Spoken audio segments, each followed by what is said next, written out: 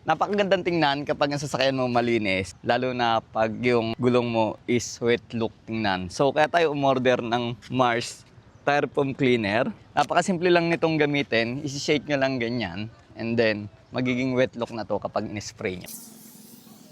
Bubula lang siya, continuous nyo lang yung spray. Ayan, spray nyo lahat yung 4 na gulong nyo.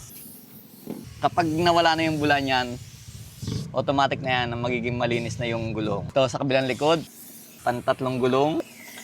Hindi siya taksayado, no? Talagang pagka-bula mo, okay na agad yan.